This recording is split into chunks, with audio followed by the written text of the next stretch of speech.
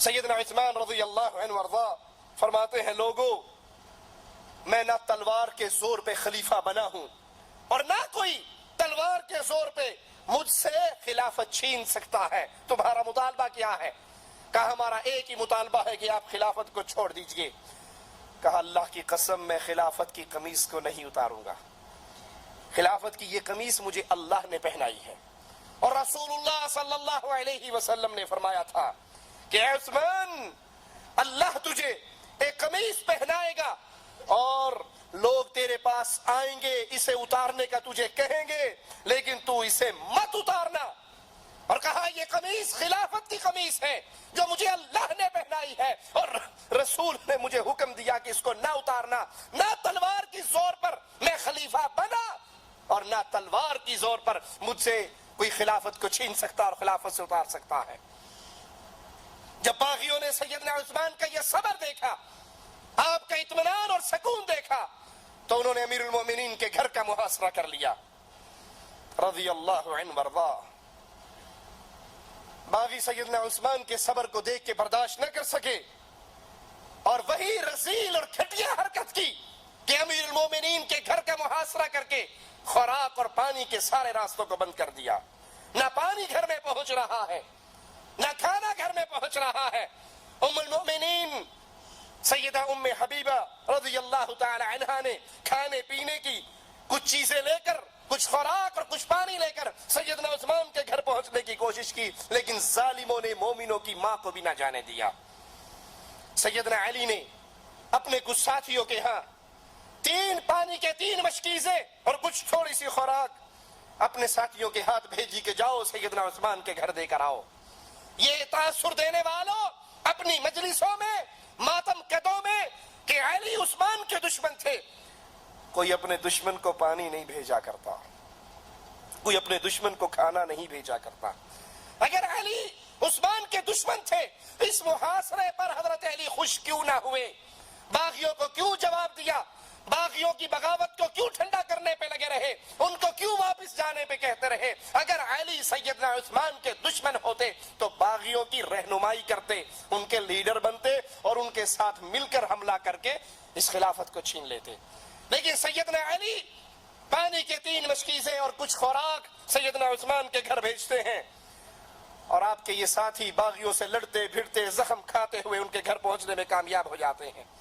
بزرگ صحابہ مسلسل باغیوں کو سمجھاتے ہیں لیکن باغی نہیں مانتے، اور ایک دن سیدنا عثمان رضی اللہ عنہ وارضا اپنے گھر کی چھت پہ کھڑے ہوتے ہیں اور باغیوں سے سوال کرتے ہیں، اے لوگو مجھے میرے گھر میں قید کر دینے والو، ذرا یہ بتاؤ مدینے کے اندر جب رسول نے مسجد بنائی تھی اس مسجد کی زمین خریدتے ہوئے آپ نے کہا تھا کون ہے جو اس مسجد کے لیے اس پلاٹ کو خرید کر دے، اس کے بدلے میں اس کو اللہ کی جنت کی گارنٹی دیتا ہوں، بتاؤ یہ زمین کس نے خرید کر دی تھی؟ باغیوں نے کہا اے عثمان تو نے خرید کر دی تھی۔ کہا آج میری خریدی ہوئی زمین پر بنی ہوئی مسجد میں مجھے نماز پڑھنے نہیں دیتے؟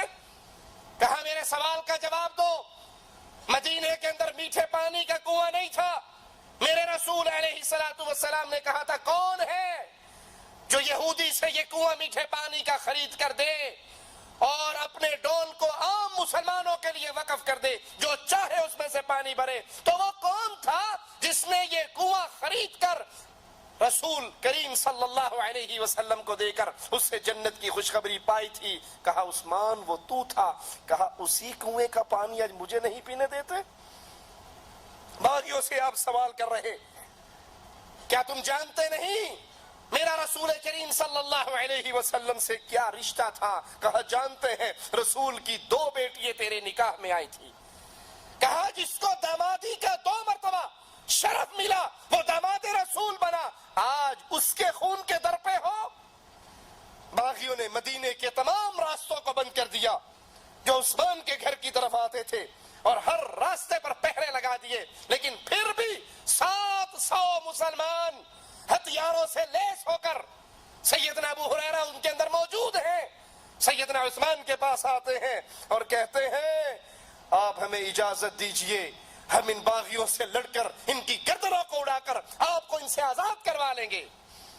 لیکن سیدنا عثمان تیرے صبر پہ قربان جاؤں. جواب میں کہتے ہیں میرے نبی کے صحابہ میں تمہیں اللہ کا واسطہ دے کر کہتا ہوں کہ میرے لیے کوئی شخص نہ لڑے, میرے لیے کوئی خون نہ بہائے, تم لوٹ جاؤ. شہادت عثمان کا مقابلہ کرتے ہو شہادت حسین سے. ارے ذرا آنکھوں کو کھول کر دیکھو تو صحیح.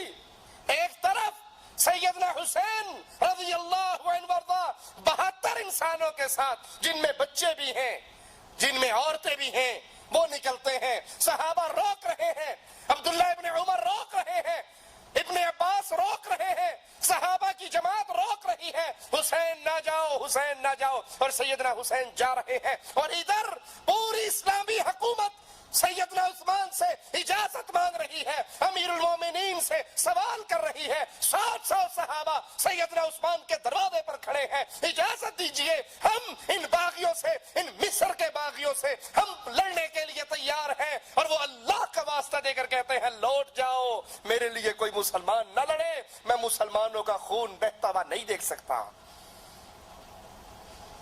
ایک طرف امیر المومنین کی حفاظت کے لیے امیر معاویہ لشکر بھیجنے پر تیار ہے, مدینے کے مسلمان جنگ کرنے پر تیار ہے, اور ایک طرف یہ 72 انسانوں کو لے کر جا رہے ہیں. شہادت حسین کا مقابلہ کس سے کرتے ہو؟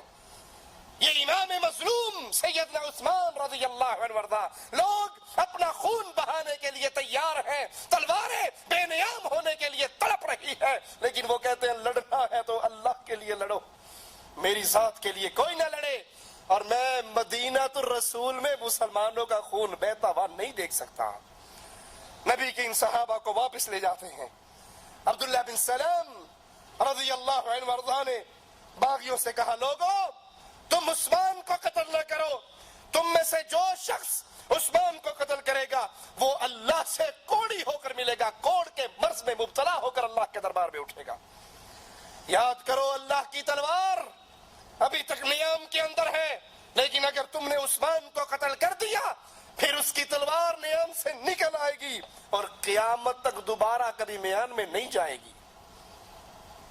یہ تلوار ابھی نیام کے اندر ہے, ان کی شہادت سے فتنے کے دروازوں کو نہ کھولو, اور اگر تم نے یہ جرم کر لیا پھر وہ تلوار نکل آئے گی, فتنوں کا دروازہ کھل جائے گا, اس کو دوبارہ نیام میں کوئی داخل نہ کر سکے گا. باغیوں نے سیدنا علی کو اپنے مطالبات دے کر سیدنا عثمان رضی اللہ عنہما کے پاس بھیجا. سیدنا علی پہنچے, کہا اللہ کی قسم اے عثمان میں نہیں جانتا تجھے کیا کہوں, میں کوئی ایسی بات نہیں جانتا جس کی خبر آپ کو نہ ہو, میں کوئی ایسا امر نہیں جانتا جو آپ کو بتلاؤں اور آپ اس سے واقف نہ ہو. جتنا علم آپ کو ہے اتنا ہی ہمیں ہے. مجھے آپ پر سبقت کی کوئی وجہ نہیں دکھائی دیتی. جو آپ نے نبی سے سنا ہم نے سنا, جو آپ نے نبی کو کرتے دیکھا وہ ہم نے کرتے دیکھا. آپ بھی نبی کی صحبت میں رہے, ہم بھی نبی کی صحبت میں رہے. ابو بکر و عمر بھی حق پر عمل کرنے میں آپ سے افضل نہیں تھے. جس طرح وہ حق پر عمل کرتے اسی طرح قرآن و حدیث کی آوازیں پر آپ عمل کرتے. آپ ان دونوں سے بڑھ کر, ابو بکر و عمر سے بڑھ کر رسول اللہ صلی اللہ علیہ وسلم کے قرابت دار, آپ کو داماد رسول بننے کا 2 مرتبہ شرف حاصل ہوا جو ان کو نہیں حاصل ہوا.